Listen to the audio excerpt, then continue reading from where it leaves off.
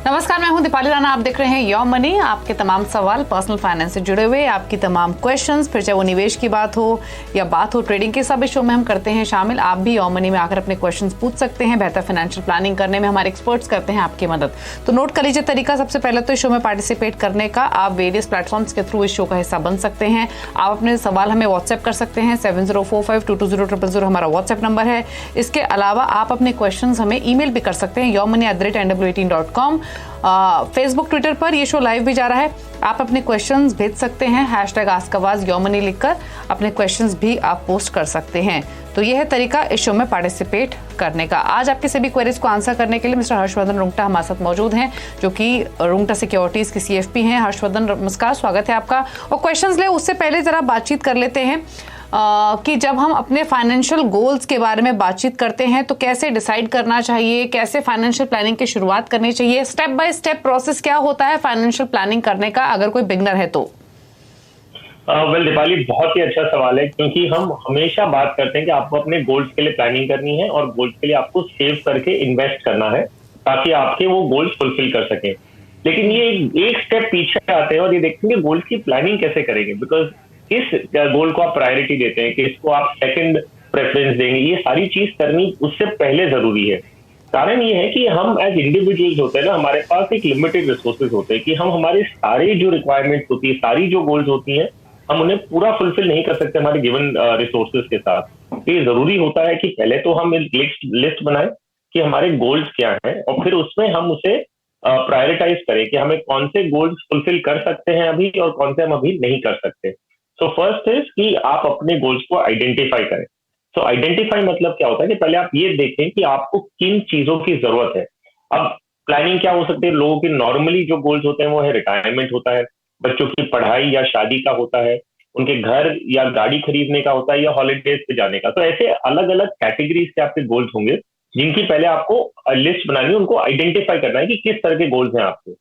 Second most important जो factor होता है वो है अपने गोल्स को क्वांटिफाई करना। तो हम नॉर्मली क्या करते हैं कि पहले स्टेप में हम रुक जाते हैं, हम देखते हैं कि ठीक है रिटायरमेंट के लिए हमें सेव करना है। हम ये नहीं देखते रिटायरमेंट के लिए हमें कितने पैसों की जरूरत पड़ेगी, लगभग एक अंदाजा लगाना। सो आइडेंटिफाइंग द गोल्स एक पार्ट होता है और उसे क्वांटिफाई करना एक दूसरा होता है। तो आपने अगर बच्चों की पढ़ाई के लिए सोचा है तो लगभग आपको कितना रुपया लगेगा कितने साल बाद। तो ये आपकी गोल्स प्लानिंग का हिस्सा बनते हैं। जब आप ये लिस्ट बना लेंगे तब आप ये देखेंगे कि मान लीजिए रिटायरमेंट में आपको 2-3 करोड़ रुपया चाहिए या बच्चों की पढ़ाई के लिए एक्स अमाउंट चाहिए। जब आप ये पूरी लिस्ट बनाएंगे आप देखेंगे कि जितने आपके पास डिस्पोजेबल सरप्लसेस हैं वो पूरे के पूरे अगर आप लगाते हैं फिर भी आपके सारे गोल्स फुलफिल नहीं होंगे। तो आपको फिर एक प्रायोरिटी लिस्ट बनानी पड़ेगी। या तो आपको एक काम करना होगा कि आप अपने गोल्स जो टारगेट है उसको थोड़ा मॉडरेट करें कि भाई इतना मैं पैसा नहीं इकट्ठा कर सकता, तो मैं गोल का जो टारगेट है उसको कम करूं, और या तो मैं प्रायोरिटाइज करूं कि ये गोल आज की तारीख में मैं ड्रॉप कर रहा हूं जो ज्यादा जरूरी नहीं है। मान लीजिए हॉलीडे होता है कि वो जरूरी नहीं है, या घर खरीदने का जो आपका लक्ष्य होता है आप ये डिसाइड कर सकते हैं कि आप रेंट में ही रहेंगे। तो इस तरह से आप आइडेंटिफाई एंड क्वांटिफाई जो अपने गोल्स करेंगे, इसके बाद नेक्स्ट स्टेप होता है कि आप उसके बारे में इन्वेस्टमेंट करना शुरू करें। ठीक है, तो जो भी आपका विजन है उनको पहले आइडेंटिफाई करना, फिर चाहे वो घर खरीदना हो, गाड़ी खरीदना हो, बच्चों की एजुकेशन, शादी, रिटायरमेंट क्यों ना हो, अपनी इन्वेस्टमेंट्स के हिसाब से अपने सपनों की एक लिस्ट बनाइए। कितना आप अपनी इन्वेस्टमेंट से निकाल सकते हैं, कितना इन्वेस्ट कर सकते हैं, वो फाइनल कीजिए और उसके बाद आगे बढ़िए। और योर मनी तो है ही आपकी मदद करने के लिए, आपकी फाइनेंशियल प्लानिंग को बेहतर बनाने में। तो कोई भी सवाल हो आप अपने सवाल में बेझिझक भेज सकते हैं। लेकिन चलिए अब सवाल जवाब के सिलसिले को शुरू करते हैं। पहले कॉलर अरुण हमारे साथ मौजूद है फोन लाइन पर। अरुण नमस्कार, स्वागत है आपका, बताइए क्या क्वेश्चन है?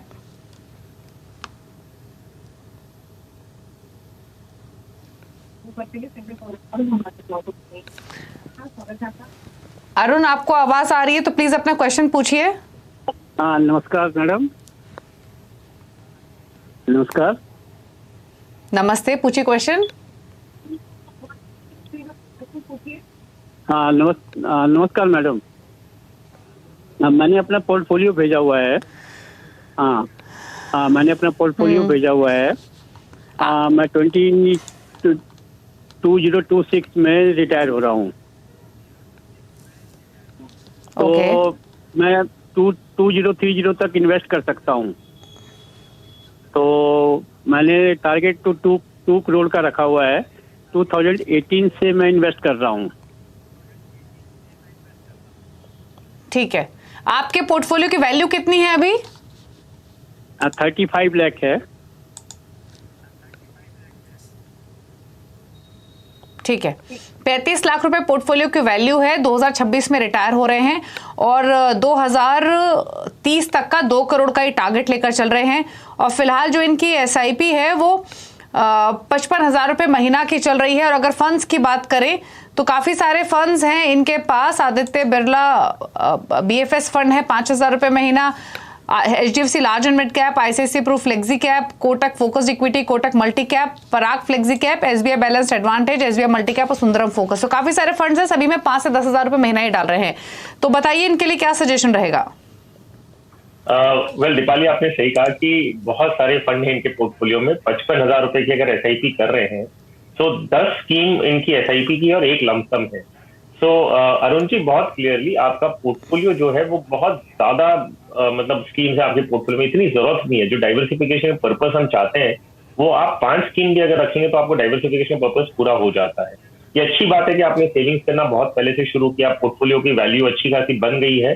सिर्फ एक बात है कि जो आप लक्ष्य है आपका कि 7 साल में आपको 2 करोड़ रुपए चाहिए, तो वेल अगर हम इक्विटी का अनुमान लगा के आगे बढ़ते हैं कि जितना आपका इन्वेस्टमेंट है वो इक्विटी रेट के हिसाब से अगर हम अज्यूम करके देखें तो करीबन 1.5 करोड़ आसपास आपका इकट्ठा हो सकता है। जहां तक आपके पोर्टफोलियो की बात है उसमें ऑब्वियसली कंसोलिडेशन करने की जरूरत है। तो मैं आपकी जो एग्जिस्टिंग स्कीम्स हैं उन्हीं में से मैं 5 स्कीम को सिलेक्ट कर रहा हूँ और आगे से अभी यहाँ से जो 55,000 रुपए आप इन्वेस्ट कर रहे हैं वो इन्हीं 5 स्कीम में करिए। बाकी की जो इन्वेस्टमेंट आपकी ऑलरेडी की हुई है वो वहीं रहने दीजिएगा, क्योंकि अगर आप बहुत पहले से इन्वेस्ट कर रहे हैं, अभी आप अगर कोई स्विचेस करते हैं तो उसमें टैक्स इम्प्लीकेशन भी आ सकता है और बाकी आप उसमें बने रहे। तो अभी फ्रेश SIP जो करना है वो इन 5 स्कीम में ही करिए। HDFC large and mid cap fund में 10,000, SBI मल्टी कैप में 10,000, पराग पारिक फ्लेक्सी कैप में 15,000, कोटक फोकस इक्विटी फंड में 10,000, SBI बैलेंस एडवांटेज फंड में 10,000। तो गोइंग फर्दर, जो मैं फिर से रिपीट कर रहा हूँ, आगे जाते हुए सिर्फ इन्हीं 5 स्कीम में पूरे 55,000 लगाइए और जो अभी तक इन्वेस्ट करेगा वो वैसे का वैसे रहने दीजिए, कोई बदलाव उसमें करिएगा। ओके, ठीक है।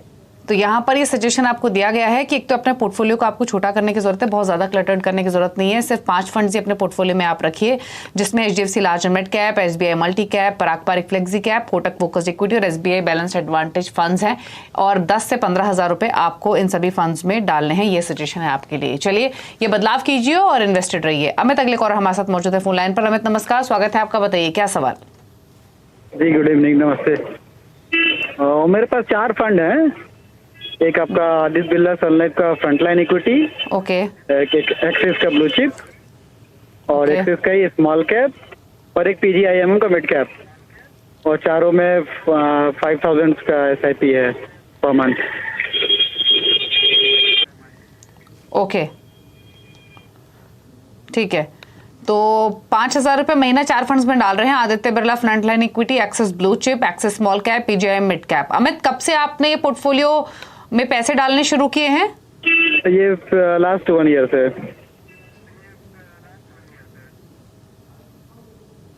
ओके, तो 1 साल हो चुका है, 1 करोड़ का टारगेट है 10 साल में। कैसा लगा इनका पोर्टफोलियो और कितना और इनको इन्वेस्टमेंट्स करनी पड़ेंगी इस गोल को हासिल करने के लिए? देखिए दीपाली, अगर हम टारगेट की बात करते हैं पहले, तो अभी जो इनका इन्वेस्टमेंट है और अगर 10 साल हम एक्सप्लेट करें तो करीबन 50 लाख रुपए होना चाहिए। 1 करोड़ रुपए 10 साल में बनना इस इन्वेस्टमेंट से मुश्किल है। तो अमित जी, अगर आपको 1 करोड़ इकट्ठा करना है तो धीरे धीरे या तो इमीडिएट में आपको इसको अपनी इन्वेस्टमेंट की राशि को डबल करनी होगी।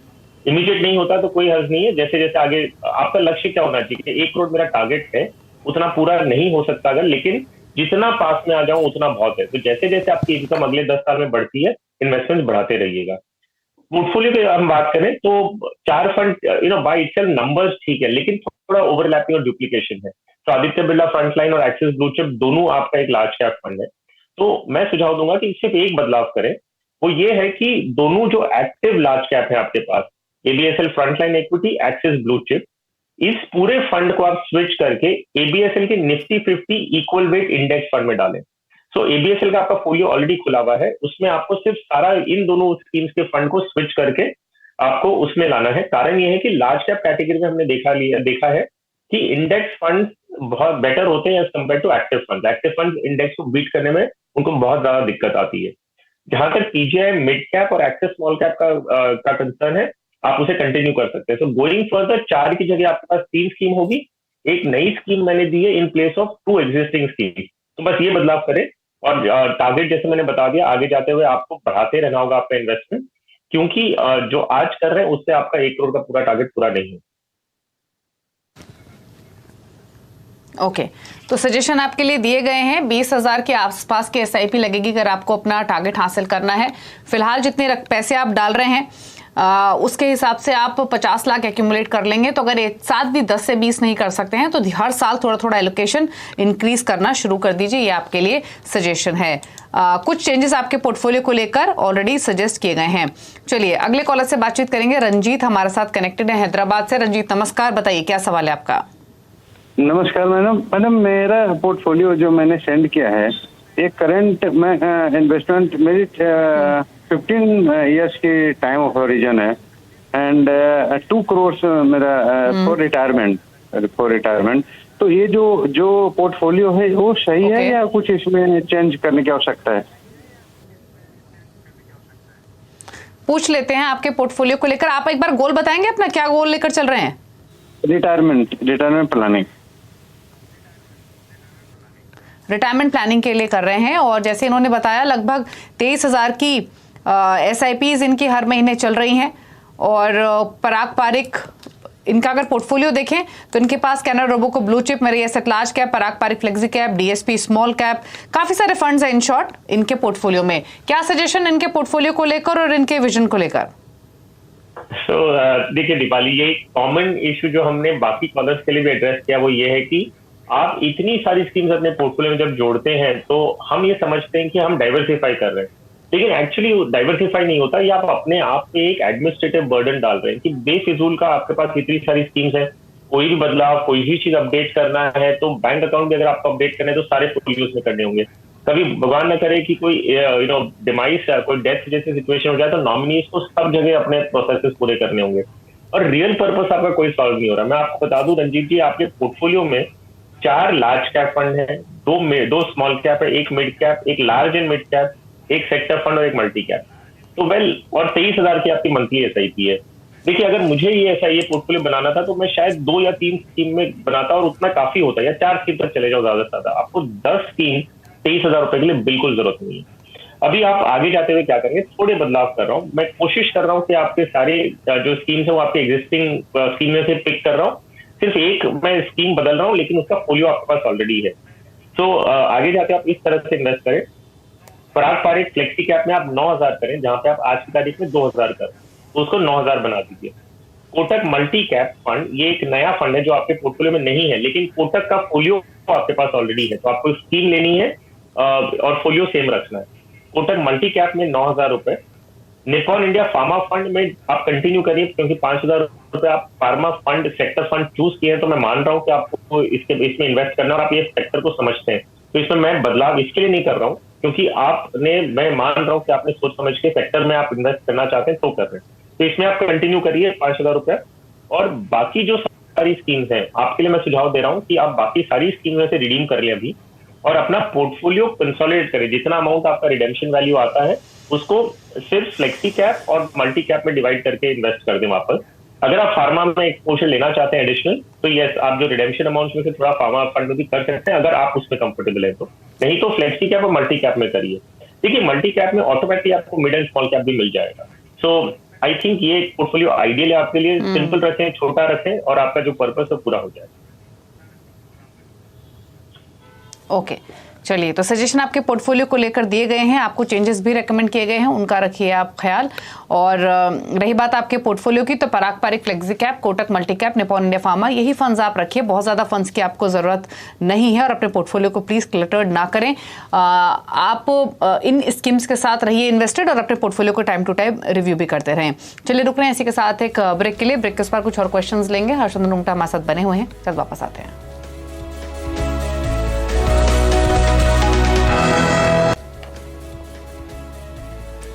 आप देख रहे हैं यो मनी, मैं हूं दीपाली राणा और हमारे साथ हर्षद रुंगटा बने हुए हैं जो आपकी क्वेरीज को कर रहे हैं आंसर। एक सवाल और ले लेते हैं, ईमेल के थ्रू हमें जगदीश पटेल ने भेजा है और 5 साल में 2 करोड़ इकट्ठा करना चाहते हैं और उसके लिए एक पोर्टफोलियो क्रिएट करना चाहते हैं। तो बेसिकली 2 करोड़ कमाने का लक्ष्य 5 साल में, किन फंड्स के साथ पोर्टफोलियो बनाएं, कितनी SIP इनको लगेगी, यही डिटेल्स जानना चाहते हैं, बताइए।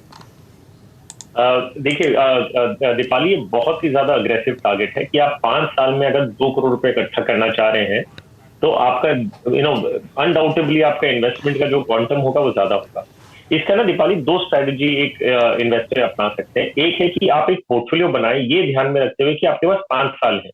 सो जो 5 साल से अप्रोप्रिएट होता है उस हिसाब से आपको स्कीम चूज करनी है। तो अगर हम वो लिहाज से सिर्फ टाइम होराइजन को ध्यान में रखें तो आप पोर्टफोलियो किस तरह की स्कीम्स जोड़ेंगे अपने पोर्टफोलियो में, हाइब्रिड स्कीम्स जोड़ेंगे जिसमें आपका हो सकता है डायनेमिक एसेट एलोकेशन है या कंजर्वेटिव हाइब्रिड है। इस तरह की पोर्टफोलियोज इस तरह की स्कीम्स आप अपने पोर्टफोलियो में जोड़ेंगे। अग्रेसिव हाइब्रिड भी आप जोड़ सकते हैं मान लीजिए। तो ये पोर्टफोलियो बनेगा जब हम टाइम होराइजन ध्यान में रखते हैं। लेकिन और ये स्ट्रैटेजी में अगर हम 8 से 10% का अनुमान लगाते हैं कि आगे जाते हुए इतना रिटर्न मुझे जनरेट होगा तो आपकी मंथली SIP होगी 2,70,000 रुपीज। और ये उस तरह से अनुमान लगा रहे हैं कि ये जाएगा एक हाइब्रिड फंड में जिसका रिटर्न हम एस्टिमेट करें 8 to 10%। अब दूसरी स्ट्रैटेजी ये होती है कि आप अपने टारगेट को ध्यान में रखें कि आपने 2 करोड़ का टारगेट रखा है 5 साल में।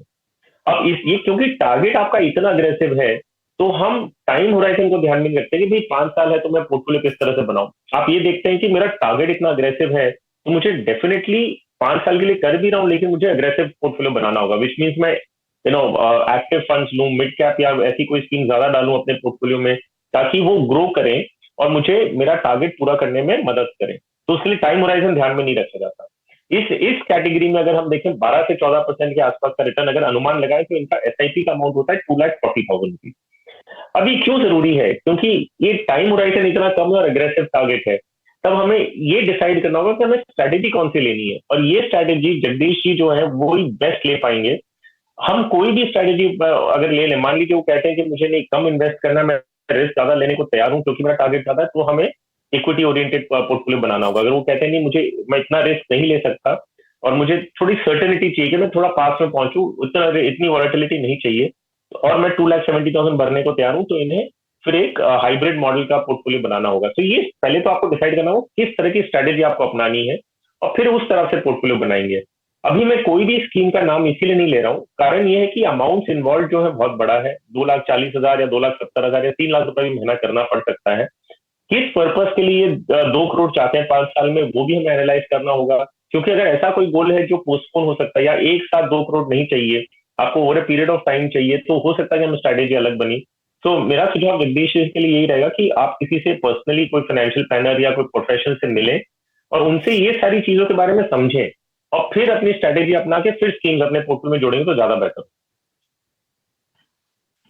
ओके, लेकिन फिर भी अब क्योंकि आपने सजेशंस दिए हैं तो अगर इनको हाइब्रिड पोर्टफोलियो बनाना हो या इक्विटी पोर्टफोलियो बनाना हो तो आपके हिसाब से कुछ फंड्स अगर आप इन्हें सजेस्ट कर सकें इक्विटी पोर्टफोलियो के लिए, हाइब्रिड पोर्टफोलियो के लिए भी, क्योंकि ये एक ऐसा सवाल है जो कि बाकी व्यूअर्स को भी हेल्प करेगा। तो कुछ चॉइसेस इनके लिए हाइब्रिड और इक्विटी दोनों पोर्टफोलियो के हिसाब से। जी हाँ, कर तो सकते हैं हम। तो दीपाली, अगर ये हाइब्रिड पोर्टफोलियो बना रहे हैं जिसमें अग्रेसिव हाइब्रिड की बात कर रहे हैं, तो अल्टीमेटली हमें ऑब्जेक्टिव क्या कि 2 करोड़ रुपए इकट्ठा करना है। तो अगर ये अग्रेसिव हाइब्रिड बनाते हैं जिसमें करीबन 65% मिनिमम इक्विटी एक्सपोजर होगा और बाकी का डेट में होगा, तो आपके पास ऑप्शंस है मिराई का इक्विटी हाइब्रिड फंड, आपके पास ICICI equity and debt fund है, कैनरा इक्विटी हाइब्रिड फंड है। ये सारे ऑप्शंस हैं जिसमें आप जिसमें आप स्कीम में इन्वेस्ट कर सकते हैं। और ये जैसे मैंने कहा मिनिमम 65% आपका इक्विटी में होगा, बाकी डेट में होगा।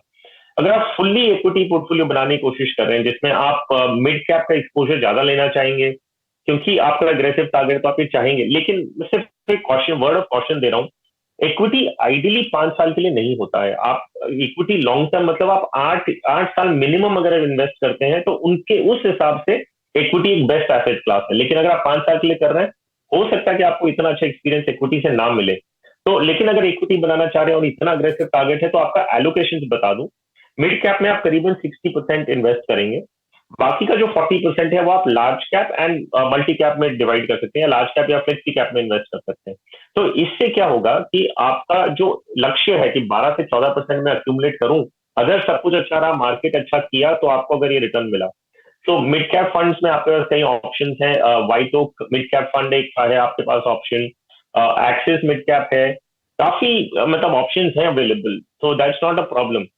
फ्लेक्सी कैप में अगर आप देखेंगे तो Parag Parikh flexi cap is an good option, Canara flexi cap is an good option, ICICI flexi cap is an option, ICICI multi cap है, निप्पॉन इंडिया मल्टी कैप है। So there are lots of options जो आप ले सकते हैं, सिर्फ आपको decide करना होगा एलोकेशन कैसे हो। ओके, चलिए ठीक है, तो ये सजेशन आपके लिए दिए गए हैं और काफ़ी सारे फंड्स आपको बताए गए हैं। टॉप 4 फंड्स भी आप नोट कर लीजिए मिस्टर रुंगटा की, आपकी स्क्रीन पर हैं, आप इनमें भी इन्वेस्ट कर सकते हैं अगर आप बिगनर हैं और एक फ्रेश पोर्टफोलियो क्रिएट करना चाहते हैं। तो काफ़ी सारे फंड्स की चॉइसेस आपको बताई गई हैं और ये हैं टॉप 4 फंड्स। चलिए रुक रहे हैं इसी के साथ एक ब्रेक के लिए। शुक्रिया मिस्टर रुंगटा आने के लिए शो में, अपने व्यूज़ देने के लिए, सभी क्वेरीज पर थैंक यू। इसी के साथ एक ब्रेक का भी वक्त हो गया है, ब्रेक के उस पर भी खबरें जारी है CNBC आवाज़ पर। नमस्कार।